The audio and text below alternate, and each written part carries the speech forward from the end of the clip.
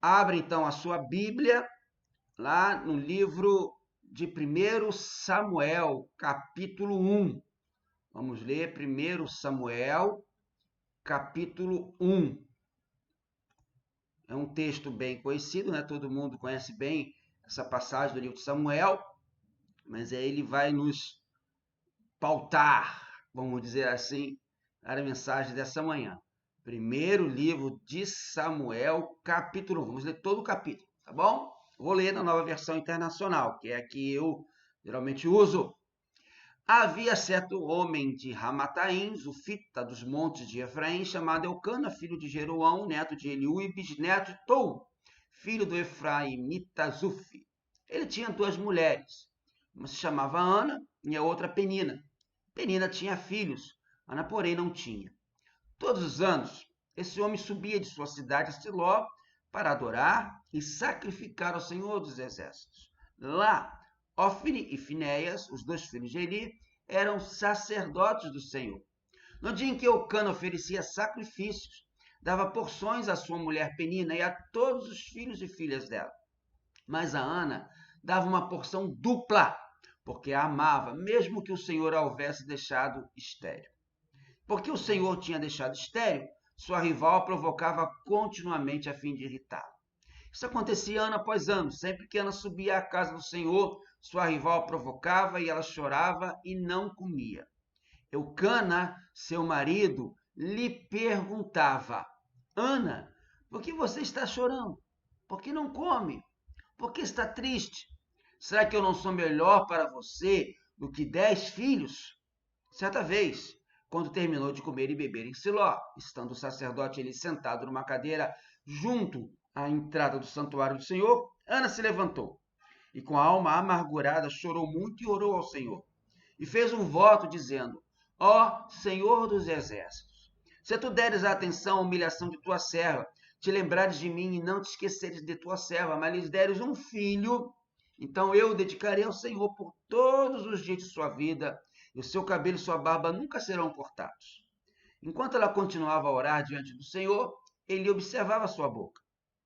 Como Ana orava silenciosamente, seus lábios se mexiam, mas não se ouvia a sua voz. Então ele pensou que ela estivesse embriagada. Ele disse: Até quando você continuará embriagado? Abandone o vinho. Ana respondeu: Não se trata disso, meu senhor. Sou uma mulher muito angustiada. Não bebi vinho nem bebida fermentada. Eu estava derramando minha alma diante do Senhor. Não julgues tua serva uma mulher vadia.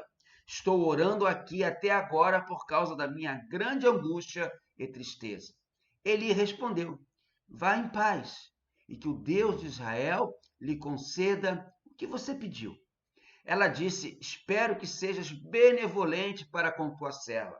Então ela seguiu seu caminho, comeu e seu rosto já não estava mais abatido. Na manhã seguinte, eles se levantaram e adoraram ao Senhor.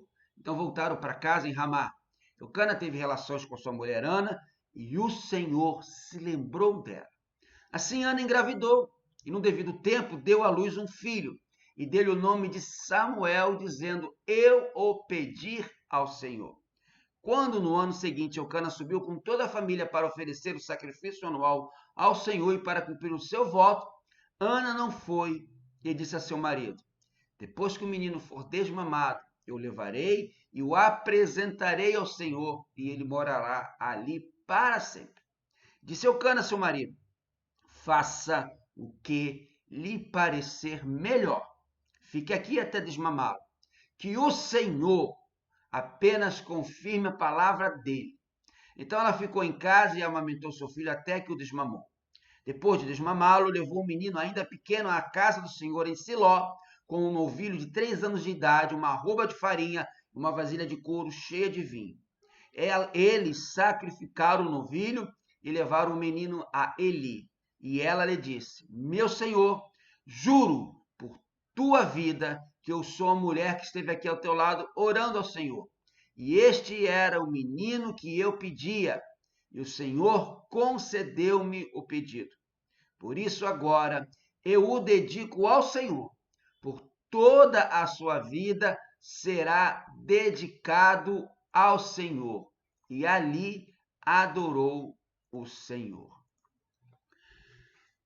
Quando Deus adia os nossos sonhos, é o tema da mensagem desta manhã.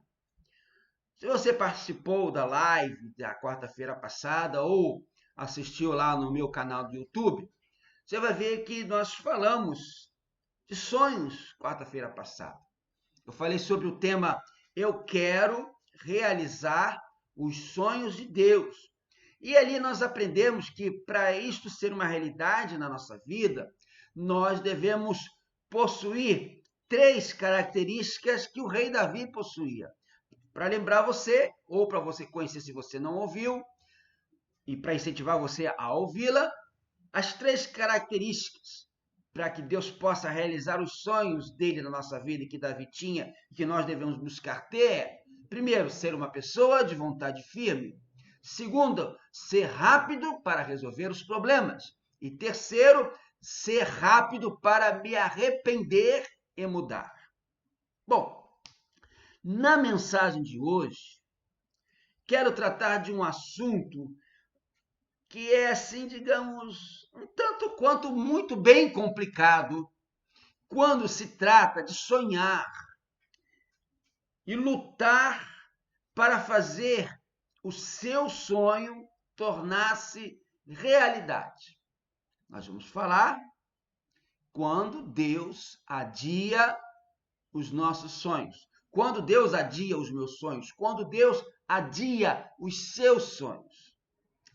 E pensa bem, não é algo ruim, difícil, desanimador até, quando nos enchemos de esperança, de força, de vontade, de garra e começamos a buscar, a batalhar, a lutar pela realização dos nossos sonhos. Nós lutamos com toda a força de vontade, nós lutamos com toda a gana e o sonho não se realiza.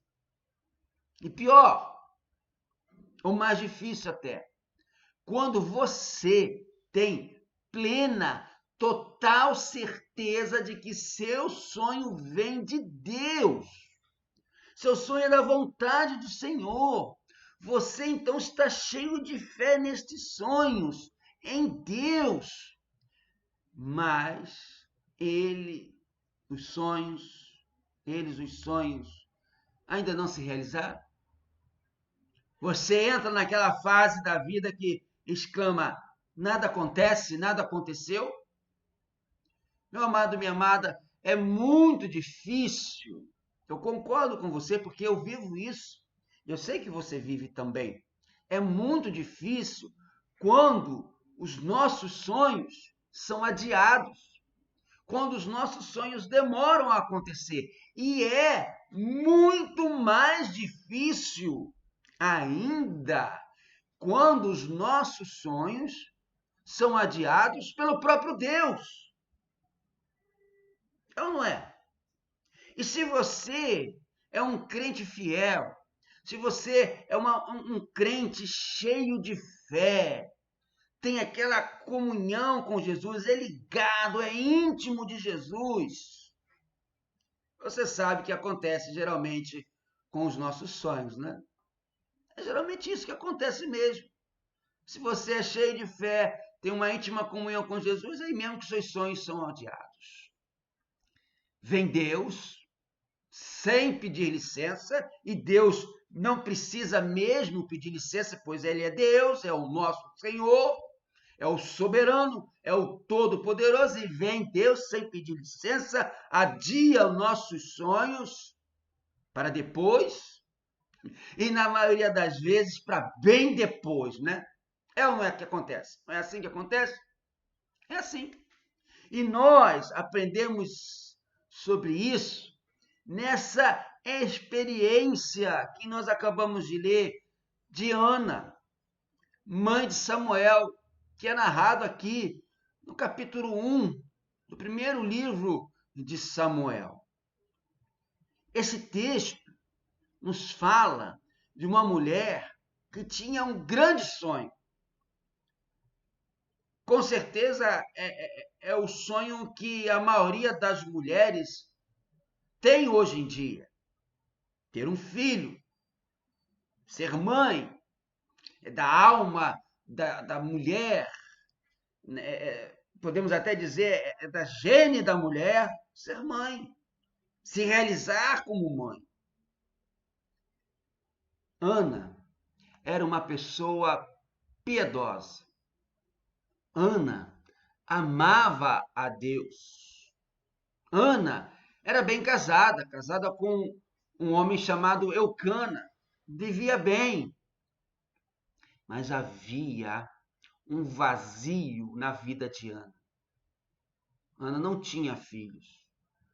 Se para nós hoje um casal que não tem filhos é um motivo de tristeza muito grande, imagine na cultura daquela época, em que uma mulher que não tinha filhos era considerada amaldiçoada por não poder gerar, por não poder fazer o nome da família do seu esposo ser perpetuado. Ana era piedosa, era uma mulher que amava Deus, mas era uma mulher que não tinha o seu sonho de ser mãe realizada. Seu grande projeto de vida, seu grande sonho era dar à luz a um filho. Você vai concordar comigo? Era um sonho legítimo, era um sonho digno. Como é o seu sonho de hoje? Como é o seu sonho digno? Ana queria ser mãe. Ana queria desfrutar da bênção maravilhosa de gerar uma vida e de alguém ouvir chamá-la de mamãe. Mas Ana era estéril. Como eu falei, naquela cultura, a esterilidade era uma maldição, era uma vergonha. É até uma palavra muito forte, mas que deve ser usada aqui para você entender bem a situação da mulher que era estéril. Naquela cultura, uma mulher que não tinha filhos, uma mulher estéril, era uma mulher desgraçada. Por conta disso, Ana entregou-se à tristeza. Talvez tenha ficado deprimida, envolvida em depressão. Diz a palavra que ela chorava constantemente e o seu semblante descaía, ou seja, muito provavelmente Ana era uma mulher muito bonita e de repente envolvida nessa tristeza, nessa frustração, nessa depressão, nessa vergonha, nessa desgraça, o seu semblante desfigurou, ela não conseguia comer, o que agravou ainda mais a sua situação física, porque a sua dor era tremenda, a sua dor era profunda, as palavras já não brotavam dos seus lábios. Ana só conseguia balbuciar. E veja bem, no que ela conseguia balbuciar as palavras, os seus ais, os seus gemidos chegaram diante de Deus. Não obstante a sua angústia, não obstante a sua frustração, a sua dor tremenda, profunda, Ana não entregou os pontos. Ana não se conformou passivamente com essa situação. Ana, ela reagiu, ela lutou pelo seu sonho. Mas fica aqui a pergunta: por que, apesar de tudo isso, Ana continuava estéril?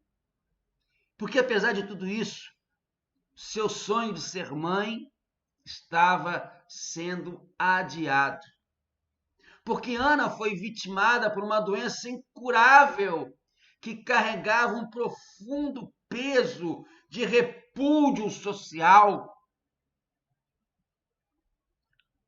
Uma coisa muito importante que deve ser entendida aqui é que essa infertilidade de Ana não era provocada por um pecado que ela tenha cometido. A Bíblia é bem clara em afirmar, veja bem, meu querido, é aí que eu quero chegar, que você entenda. A Bíblia é bem clara em afirmar que foi o próprio Deus que a deixou estéril. Foi o próprio Deus que adiou o seu sonho de ser mãe. Confira comigo o verso 5, 1 Samuel capítulo 1, olha o que diz lá. Mas a Ana, né, o Cana, dava uma porção dupla, porque amava, mesmo que o Senhor a houvesse deixado estéril. Entendeu bem? O próprio Senhor, o próprio Deus, cerrou a sua madre. Olha o que diz o verso 6. E porque o Senhor a tinha deixado estéril, sua rival a provocava continuamente a fim de irritá-la. Entendeu, meu irmão? Deus mesmo a fez estéril. Foi o próprio Deus que adiou o sonho de Ana de ser mãe. A mão de Deus está presente como protagonista dessa história de dor e lágrimas. Mas aí agora você deve estar se perguntando, depois de todas essas minhas afirmativas, até pesadas e duras, por quê? E eu vou concordar com você, e você vai concordar comigo, nós vamos concordar que é um grande mistério, talvez até na maioria deles, na imensa totalidade deles, é um grande mistério entender como e por que os nossos sonhos são adiados por Deus. Quantas vezes você já não se perguntou por que Deus, que é amor, misericordioso, né? Você tem uma definição que Deus tem na Bíblia, é que Deus é amor. Por que Ele nos permite passar por situações dolorosas, como a que você, por acaso, possa estar passando agora, ou já passou, ou iremos passar, como Ana passou? Porque, às vezes, Deus é o próprio agente dessas situações amargas. Porque Deus, sendo tão bom, porque Deus sendo amor, Deus é amor, Ele adia a realização dos nossos sonhos mais importantes, mais nobres, mais justos. Olha, meu querido, Deus não é sádico. Ele não tem prazer nenhum em ver nós, os seus filhos, sofrendo. Mas, mesmo assim, de vez em sempre, não é nem de vez em quando, de vez em sempre, Deus adia os nossos sonhos. Sabe, meu amado, Deus sempre tem o melhor para nós. Lá em Mateus capítulo 7, verso 9, Jesus fala uma das mais espetaculares versículos da Bíblia para mim. Se um filho lhe pede um pão, ele não lhe dará uma pedra. Deus dá o que a gente precisa. Mas por que então, volta e meia, Deus adia a realização dos nossos sonhos? Talvez esse seja um grande dilema da sua alma, ver os seus sonhos sendo arrastados, sendo levados pela correnteza do tempo, o tempo vai passando, você vai ficando experiente ou vai envelhecendo, a idade vai chegando e aqueles seus sonhos não se realizaram ainda.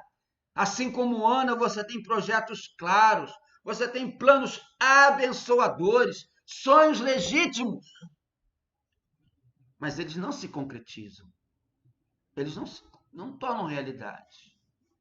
Você luta, batalha com todas as forças, mas não vê os seus sonhos realizados. Se você recebe o meu bom dia na palavra, você percebeu o versículo que eu mandei para você ontem, dia de sábado. Provérbios capítulo 13, verso 12, a parte A do verso. Lá Salomão diz, a Bíblia diz, a esperança que se retarda deixa o coração doente. Talvez você já esteja cansado de esperar.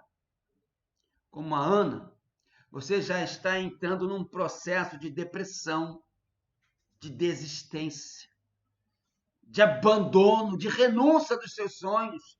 Quem sabe até alguém ouvindo essa palavra que já está num processo de renunciar, de abandonar até a própria vida, porque os sonhos não se concretizam. Por exemplo, é a batalha do emprego que você já perdeu tantas vezes.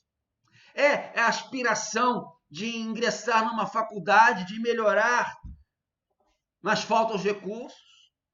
É o projeto do casamento que se adia. É o desejo de ver o cônjuge convertido. É o sonho de ver os filhos consagrados a Deus. É o desejo de conseguir a estabilidade financeira. É o plano de ter uma família unida pelos laços do amor. Você olha para as circunstâncias e não vê mudança. Pior, você olha as circunstâncias e não vê esperança de mudança. As circunstâncias como que conspiram contra o que você deseja. As circunstâncias conspiram contra o que você sonha. A situação fala sem dó aos seus ouvidos uma única mensagem: não tem jeito, não há saída, não há solução à vista. Mas veja bem, meu amigo, olhe para mim agora e preste muita atenção no que eu vou te dizer. Contudo, quando parece que nada está acontecendo, com Deus no controle da sua vida, alguma coisa está acontecendo. Quando parece que nada está acontecendo, com Deus no controle, alguma coisa está acontecendo. Nossa vida não está solta ao léu, sem rumo. Não somos guiados por um destino cego. Não somos jogados de um lado para o outro ao sabor das circunstâncias. Não somos como um barco cujo leme esteja quebrado, o timão esteja quebrado e as ondas do mar nos jogam para todos os lados. Não! A minha vida, a sua vida, a nossa vida está nas mãos do Rei do Universo. Deus é o Todo-Poderoso. Deus é bom e é fiel em todas, perceba, meu amado, em todas as suas obras. Deus trabalha de tal forma em nossa vida que todas as coisas cooperam para o nosso bem. Não sou eu que disse isso, mas você conhece muito bem esse verso da Bíblia. Todas as coisas cooperam para o bem daqueles que amam a Deus. Deus sabe o que faz com a sua vida. Deus está no leme. Não tenha medo da tempestade. Deus está no controle da sua história. Não se desespere. Deus pode o impossível, então não desista dos seus sonhos. Mas Deus tem muitas razões para adiar a realização dos seus sonhos. E a questão é, por que Deus adia a realização dos nossos sonhos? Por que Deus adia a realização dos nossos sonhos? Por que os nossos sonhos? Por que o seu sonho demora a acontecer? É isso que eu quero lhe explicar agora. 5 coisas que nós precisamos entender para que não nos fuja a esperança, não nos fuja a alegria, não nos falte a fé, não nos falte a confiança de que mesmo quando aparentemente nada está acontecendo, Deus está agindo, porque Ele tem o melhor para você. Por que Deus adia a realização dos seus sonhos? Primeira coisa, para que compreendamos que o Deus das bênçãos é melhor do que as bênçãos de Deus. Entendeu? O Deus das bênçãos é melhor do que as bênçãos de Deus.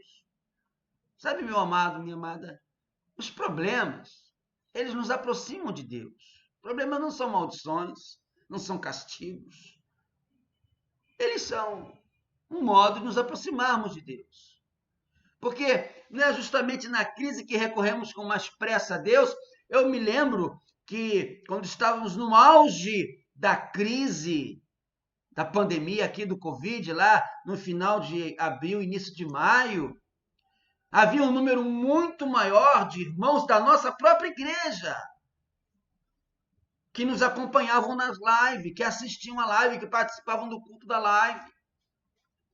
Mas, infelizmente, esse número foi diminuindo. Por quê? A situação foi melhorando. A crise foi diminuindo. As pessoas foram voltando um pouco mais ao normal de sua vida, embora ainda não haja tudo normal. A crise faz com que possamos recorrer a Deus. Quando os nossos sonhos não se realizam,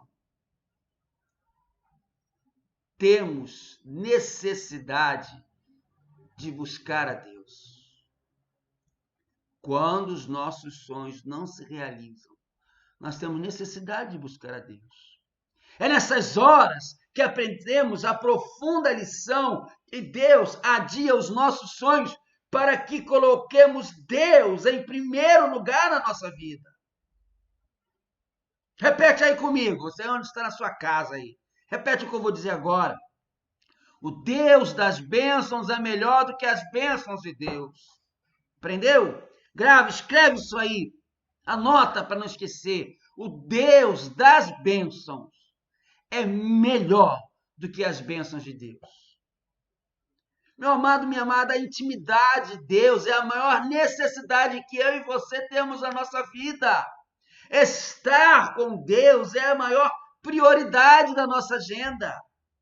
Os problemas não vêm para nos afastar de Deus, mas eles vêm para nos levar à presença de Deus. Eles não são permitidos ou mandados por Deus para nos destruir, não, mas vêm para gerar em nós dependência do Altíssimo. Portanto, Deus adia a realização dos nossos sonhos para nos manter perto dele e nos ensinar que tudo sem ele é nada. Os sonhos não realizados, desejos não satisfeitos, via de regra, nos levam à presença de Deus. O sofrimento não é um bem em si mesmo, mas Deus trabalha em nossa vida de tal forma, poderosamente, que o sofrimento se transforma em bem para nós.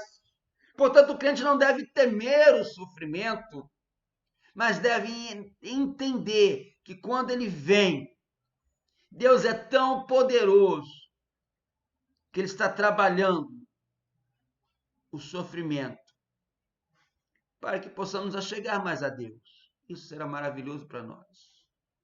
O sofrimento não é um fim em si mesmo. Você não deve buscar sofrer. Não seja masoquista. Mas o sofrimento é pedagógico. Ele tem um propósito divino. As tribulações produzem paciência. E a paciência deságua numa profunda experiência com Deus. Depois você lê Romanos capítulo 5, versos 3 a 5. Devemos, por isso, nos alegrar, como diz Tiago no capítulo 1, verso 2, ao atravessar por várias provações, porque elas nos colocam quebrantados, humildes. As provações nos fazem aprender cada vez mais a sermos totalmente dependentes do Deus Todo-Poderoso. Porque seja franco, seja honesto consigo mesmo. Basta a situação ficar um pouco melhor, que Deus já vai ficando também um pouco de lado na nossa vida. É ou não é? É assim que acontece. Basta a pandemia diminuir, basta a situação normalizar. Eu lembro bem, em 2001, tivemos aqui, né,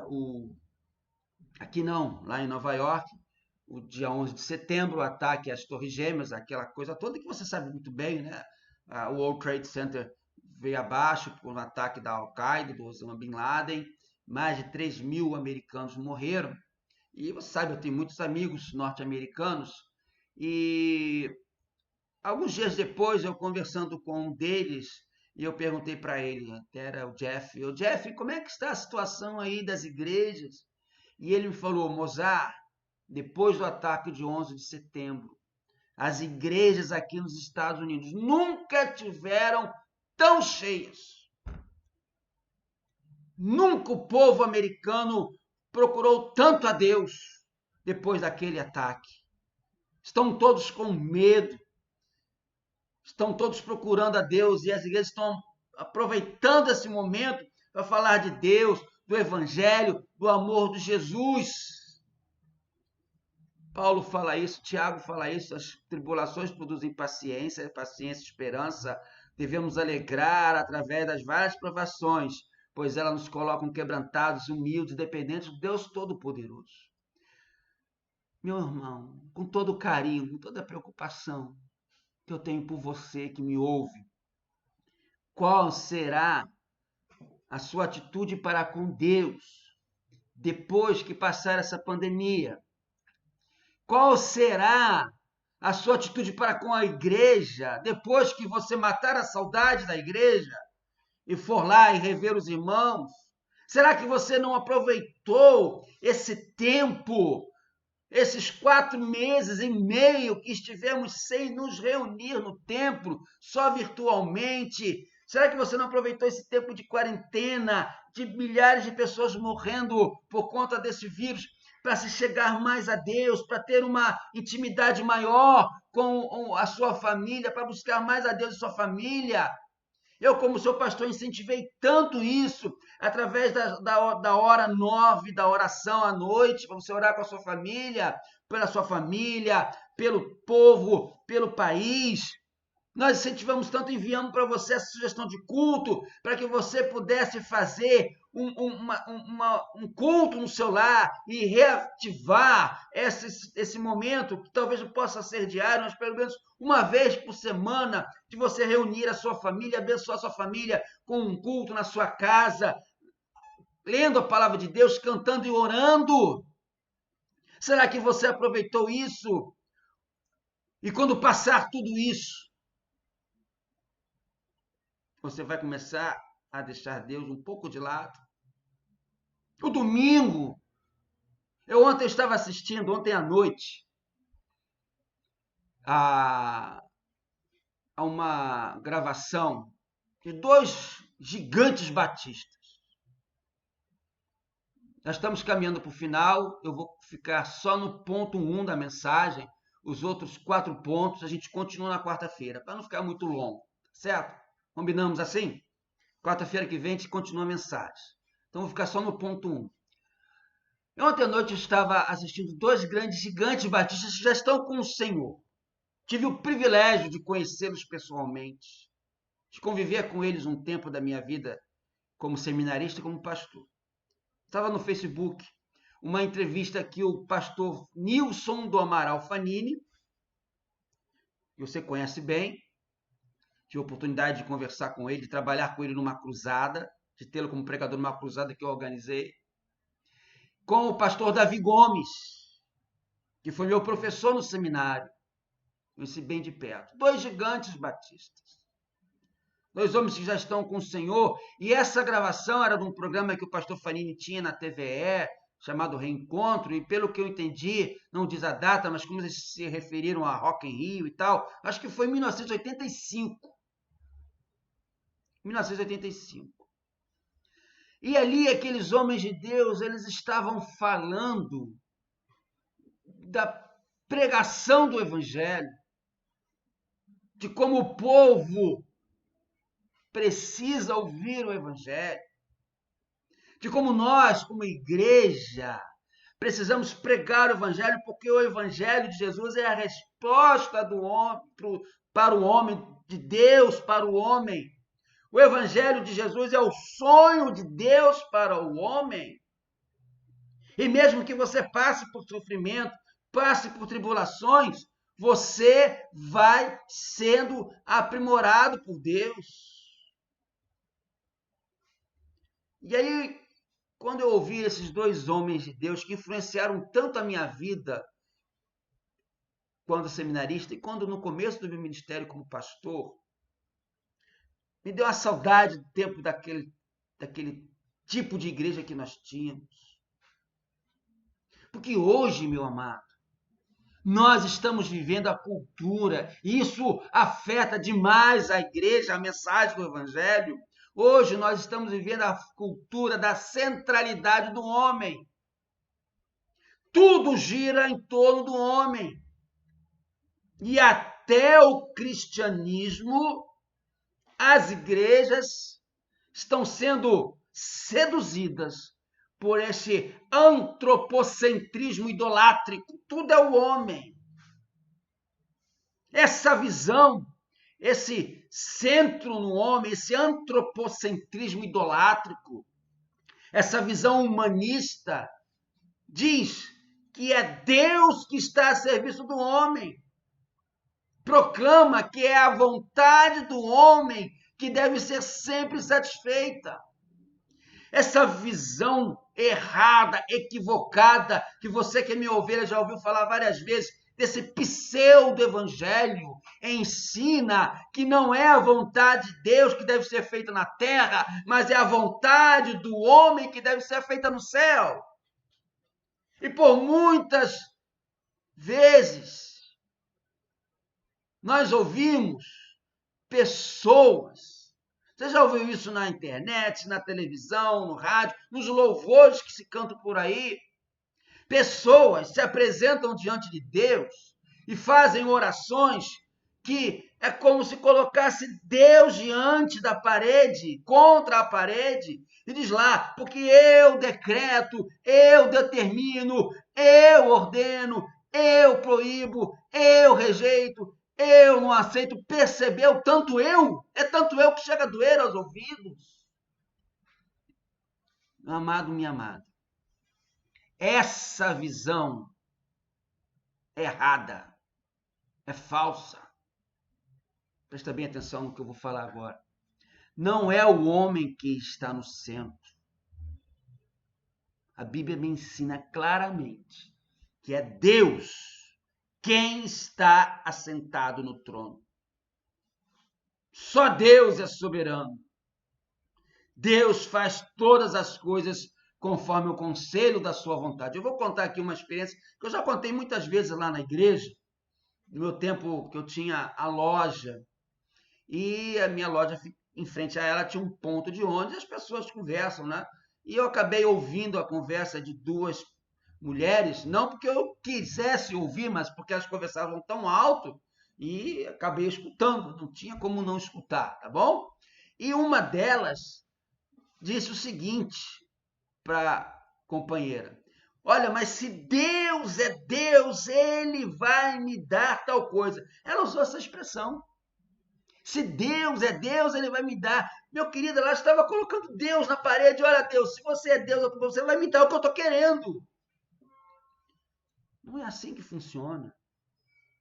Não é assim que está escrito na palavra de Deus. Não é o homem quem está no centro. Deus que está sentado no trono. Deus faz todas as coisas conforme a sua vontade. E tem mais, meu querido.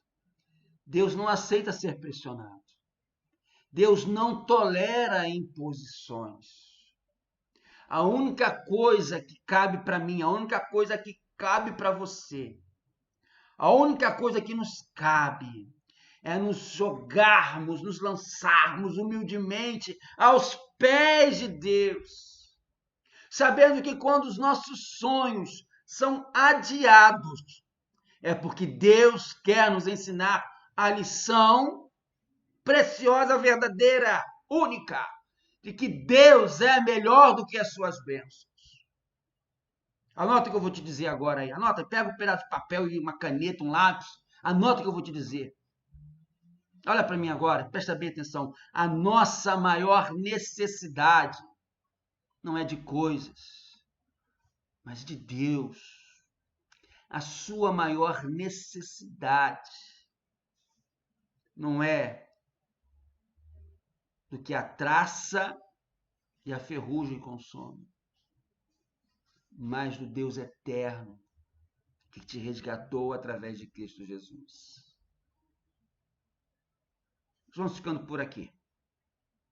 Quarta-feira a gente termina essa mensagem. Parece até que eu estou na igreja, né? Começo a pregar e Deus vai falando, vai aumentando, e para não ser muito longo, a gente para o sermão no meio e continua no outro momento. Nessa quarta-feira nós continuaremos com os outros 4 pontos para respondermos por que Deus adia os nossos sonhos. Mas que esse primeiro ponto fique bem gravado no seu coração. O Deus das bênçãos é melhor do que as bênçãos de Deus. Os problemas nos aproximam de Deus. Você quer orar comigo para que Deus te dê esse entendimento? Você quer orar comigo para que você possa ter essa aproximação de Deus, essa fé em Deus, essa mudança na sua visão de um evangelho, não o evangelho das coisas, não o evangelho da prosperidade, não o evangelho do determinismo, mas o evangelho da salvação, da redenção, da glorificação de Deus através da minha vida, da sua vida. Você quer essa bênção para você? Eu convido você agora a fechar os seus olhos e a orar comigo. Deus, nosso Pai, entendemos a Tua palavra desafiadora e oramos para que o Espírito Santo nos convença dessa verdade e nos dê força e coragem para mudar a nossa vida. O Deus das bênçãos é infinitamente melhor, mais precioso do que as bênçãos de Deus. Eu tenho que te servir, ó Deus. Eu tenho que te buscar. Não porque o Senhor vai me abençoar, não porque o Senhor vai me dar coisas, mas eu tenho que te servir. Eu tenho que te buscar pelo único e simples fato de que o Senhor é Deus. É santo, santo, santo. É digno de todo louvor. Que eu viva assim, ó Deus. É um desafio contra todo esse pensamento da sociedade de hoje e de igrejas de hoje. Mas essa é a verdade que a palavra prega, que a Bíblia prega. Ó Senhor, transforma isso na minha vida, na minha família, por onde quer que eu esteja. Com alegria, com fé, com disposição, eu oro em nome de Jesus. Amém. Amém. Que Deus te abençoe, meu querido.